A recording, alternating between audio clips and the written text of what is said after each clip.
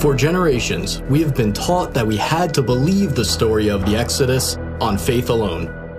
We were told that Mount Sinai, where Moses received the Ten Commandments, was located in Egypt, but there was no real evidence to make it believable.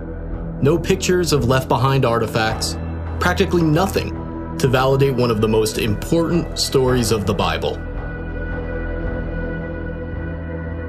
The Bible says over 70 times that the Israelites went out of Egypt to Midian, which would be mostly or entirely modern-day Saudi Arabia. Is it true that there is very little evidence that the Exodus story happened, or have we actually just been looking in the wrong spot? While the theory of Moses and the Israelites being in Saudi Arabia is a relatively new theory to those of us in the outside world, it isn't new to the locals living there. We were frequently approached by Saudis eager to talk to Americans for the first time face to face. And one of the first things they would say with excitement was, "Did you know Moses was here? Let me show you where he and his people were."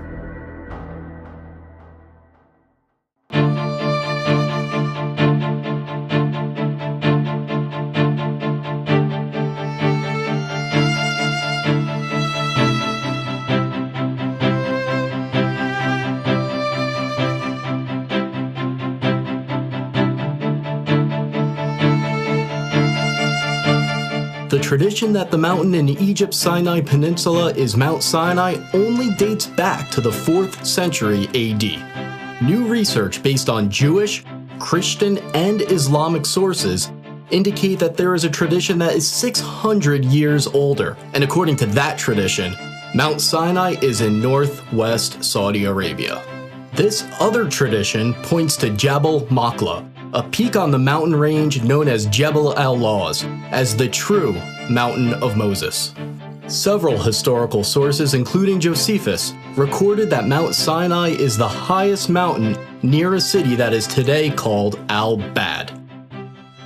Locals refer to Jabal Makla as Jebel Musa, the Mountain of Moses. So you call this one Jabal Musa? Jabal Musa. One of the distinguishing features of this mountain is the blackened top that you can see right behind me. The Bible says that God descended upon Mount Sinai as a fire. The blackened peaks stick out from the surrounding areas, and the rocks are only black from the outside.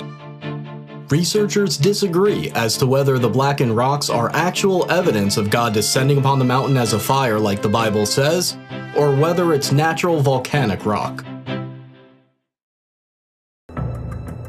A small handful of Americans tried to sneak into this area in the late 1970s and the 1980s.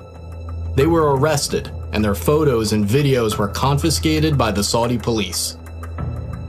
Their evidence was lost.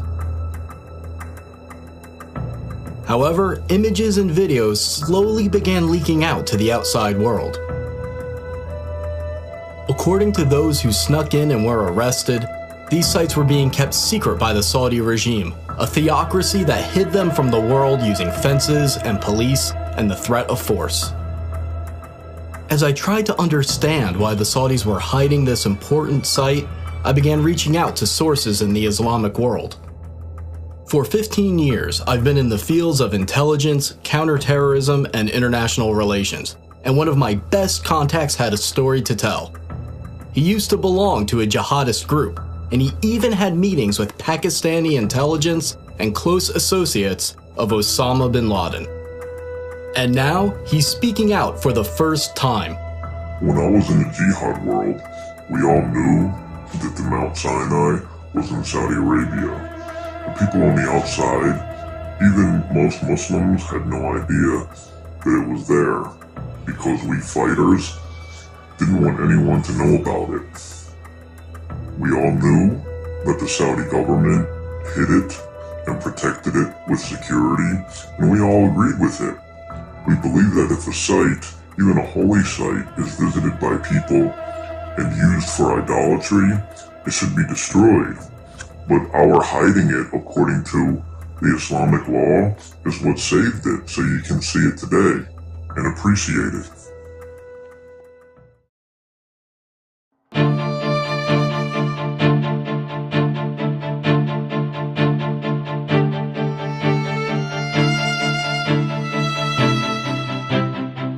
Moses flees Egypt after killing an Egyptian who he saw abusing one of the Hebrew slaves. He then escapes to Midian as a fugitive. In Midian, Moses sits by a well and he meets the daughters of Jethro who are getting water for his flock. Moses then marries one of his daughters. We are in the ancient land of Midian right now, near the town that locals describe as originally being the land of Jethro. When we visited this area, multiple Saudis approached us to tell us this is where Jethro and Moses resided. They excitedly pointed to an ancient well that is fenced off and marked as an archaeological site. The Saudis have long believed that this is the well where Moses met the daughters of Jethro, and Muslims from around the world come to see it.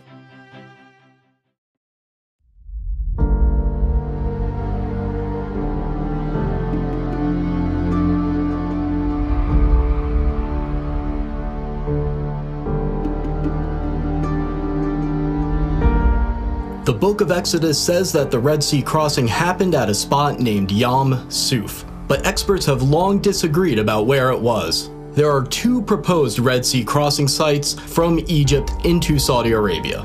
The first candidate is at the Straits of Tiran, at the bottom of Egypt's Sinai Peninsula. The second candidate is at Egypt's Nuweiba Beach. Dr. Glenn Fritz, who has a PhD in environmental geography, conducted a massive study of the land and all the historical references about where the crossing happened.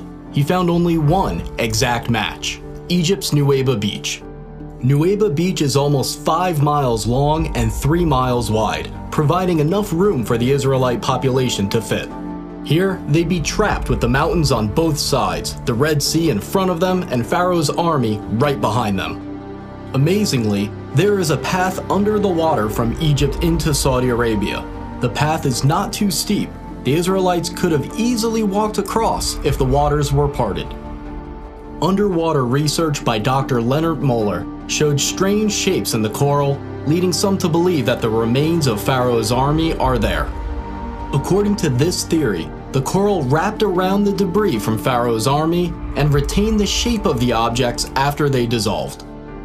When they brought a metal detector down to the coral anomalies, the readings were consistent with circular patterns of metal resembling the parts of chariots.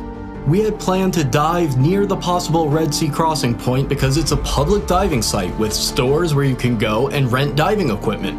But we weren't allowed to. The Saudi police showed up, and they stayed with us until we left.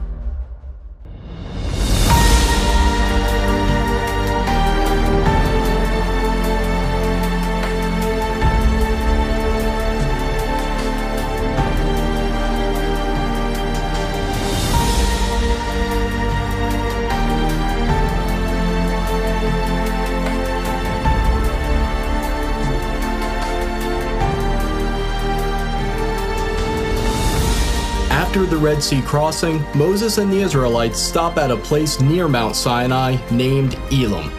Desperate for water, they find a unique location with 12 wells and 70 palms.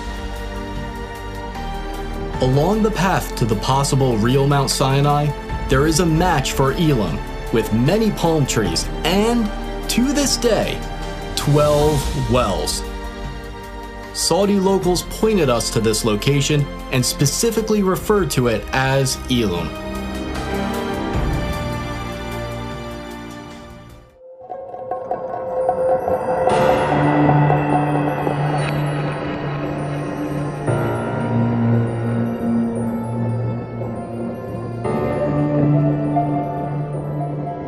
Another major event by Mount Sinai is the incident with the golden calf. While Moses is up on Mount Sinai, some of his followers begin worshiping a golden calf. They place it up on a stand and begin worshiping around it, and they set up an altar in front of it. When Moses comes down from Mount Sinai, he destroys the golden calf and sprinkles its remains into the river that comes down from the mountain. Here, in front of the mountain, we have the remains of what may have been that golden calf worship site. Now behind me, in this fenced-in archaeological site that the Saudis are protecting, you see both a stand with many petroglyphs of cows and people worshiping cows, as well as a structure that is slightly lifted that may be the altar in front of the golden calf stand. There's a sign in Arabic and English warning intruders against going into the area. The local tradition that this is where the golden calf was is so strong that if you approach it, you'll be suspected of searching for gold. According to the Bible, the worshippers of the golden calf say, "These are your gods, O Israel." This verse indicates that there are multiple depictions of bulls as the Israelites are worshiping the golden calf. On the top of the stand where the golden calf would have been placed, there is a circular indent where the rock has been worn down. It's speculated that this is where Moses grounded the golden calf into powder. After Moses destroys the golden calf, 3,000 of the golden calf worshippers are killed, so there must be a spot where thousands of people were buried. About 4 miles from this site, there's a massive ancient graveyard. It appears to be a mass burial site where the graves were dug all at once. It's located just outside the plain where the Israelites would have camped, so it's exactly where it should be if this is where that story took place. Here too, the Saudis have a sign identifying it as an archaeological site, and it's patrolled by police.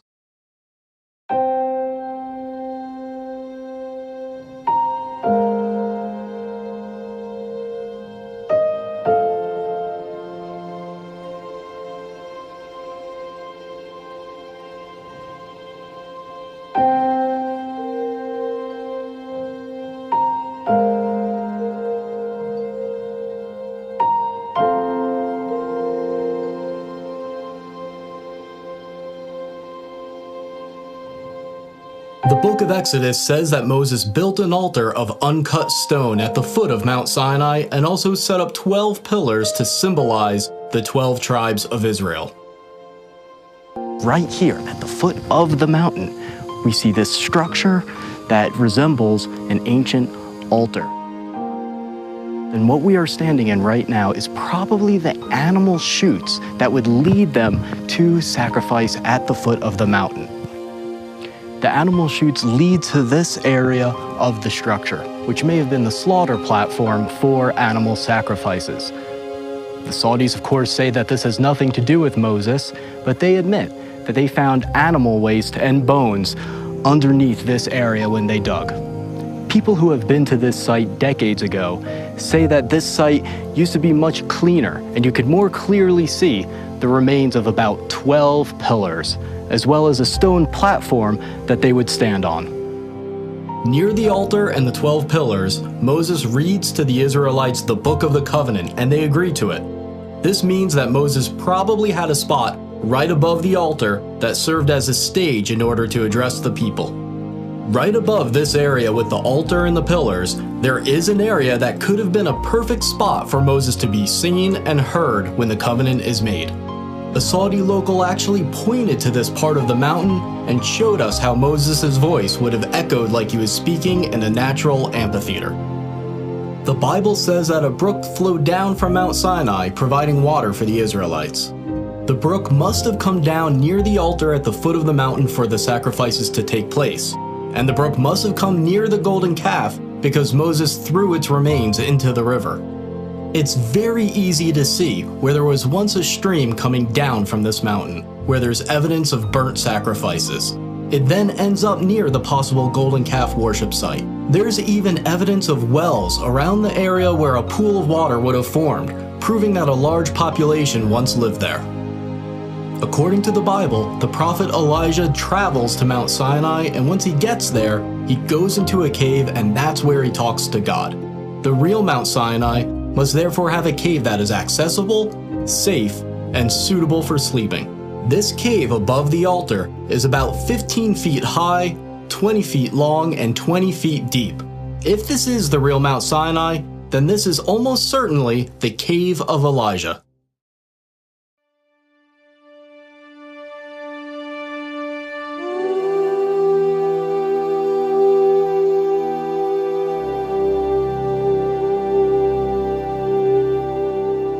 On the way to Mount Sinai, the Israelites camp where there's no water.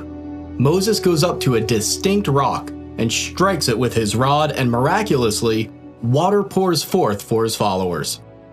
The historian Josephus said that the split rock could still be seen in his time, and it was so big that it could not have been moved. Is it possible that this split rock still remains today, testifying to the accuracy of this story? The answer is yes, and it is stunning.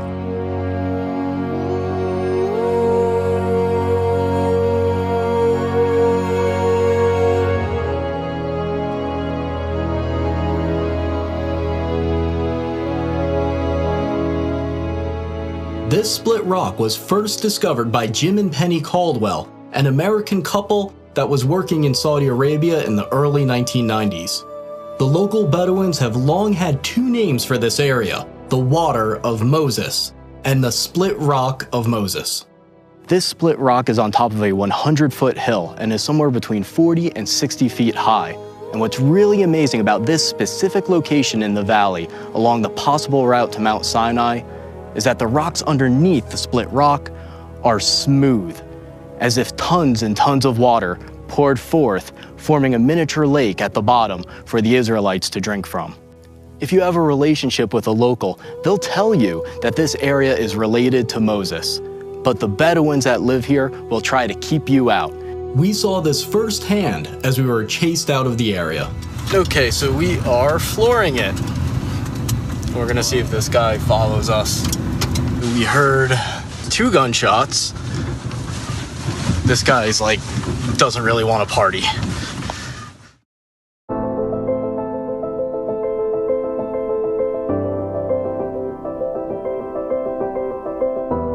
The Bible says the area near the split rock where the Israelites fought the Amalekites is named Rephidim, which means place of rest. Hebrew inscriptions we found there have been interpreted to say place of rest, the definition of Rephidim. Closer to the mountain, inscriptions have been found that Dr. Miles Jones, a scholar of ancient Hebrew, believes are talking about the battle with the Amalekites. He says one of the inscriptions refers to the death of an Amalekite. Nearby, there are 2 inscriptions that Dr. Jones believes are marking where a Hebrew mother and daughter died. The Bible says that God told the Israelites that they possess the land wherever the soles of their feet touch. Near the split rock and near the mountain, there are many inscriptions with an image of a foot and a sandal. Next to the image, there is Proto-Hebrew writing that means the sole of the foot. We also found inscriptions that were translated and found to refer to Yahweh, the Hebrew name for God. There's another area near the mountain named Wadi Musa, or the Valley of Moses. Here, a depiction of a menorah was found, and it might be the oldest depiction of a menorah known today. Now, a new eyewitness has come forward to reveal that the Saudis have been hiding the evidence of the Exodus since at least World War II. This man was an American pilot who met the King of Saudi Arabia. Bob Cornuke was one of the first people to reach Jabal Maqla in the 1980s, and he recently interviewed that pilot and made the footage available for this video. It's an honor to meet you. Well, thank you. Our lives have intersected possibly in something very historic, and we're talking about where the real Mount Sinai is located. And I had no idea that someone as far back as World War II would have seen the mountain and had been told that the mountain was the holy mountain of Moses. Did any of the Muslims tell you that that was a holy mountain? Oh yes. I guess everybody in the military knew it was holy. Yeah. Well, they forbidden me to fly around it, and it was off limits that I'd be killed either by God or by maybe some of them, I don't know. And when I took off, I was half scared to death. You bet I flew around it. But it was different than the rest of the mountains because it was black on top? Oh, it was a blackish green. It was dark enough to be somewhat frightening. You don't know what I really believe. I think it's Mount Sinai. I think God let me fly around it. That's what I think. I think he let you and me both live. Why haven't we heard about this other candidate for Mount Sinai? Why has almost the entire focus been on the traditional site despite its lack of compelling evidence. Think about how many things line up with the biblical story right here at this mountain. There's a beach and path where the Red Sea crossing could have happened, matching the biblical account. You can see how the Israelites could have camped near Elim with its 12 wells and 70 palms. Along the way to Jabal Machla, there's a split rock and area suitable for camping. There's a mountain referred to as the Mountain of Moses, with a large plain in front of it where millions of Israelites could have camped. You can see an altar of uncut stone at the foot of the mountain, where there's evidence of burnt sacrifices, right where it should be. There's evidence of bull worship, and you can see exactly how Moses would have seen the golden calf worship going on as he came down from the mountain. There's a brook that comes down from the mountain just like the Exodus story says. You can see right where the cave of Elijah might have been. All of these little details have to fit, and they fit. After I came back from the trip, people asked how I felt standing there where so few people have been able to, and the predictable feelings were easy to describe. The adrenaline, amazement, awe, but there was an emotion that was more difficult to describe. I didn't deserve to be there.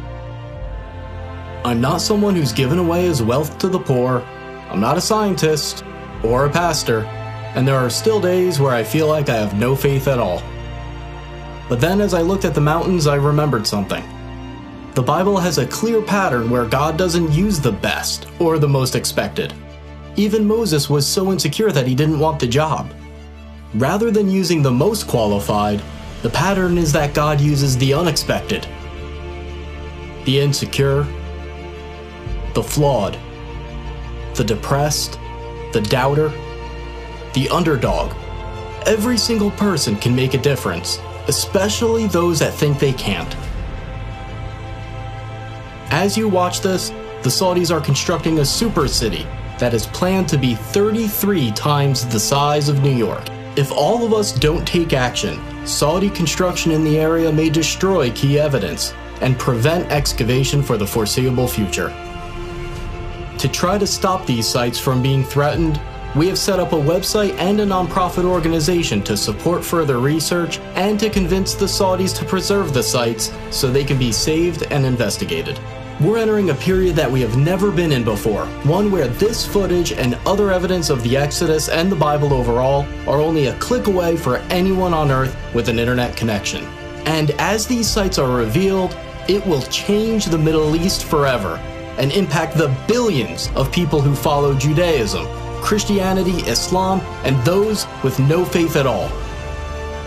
The world is about to change.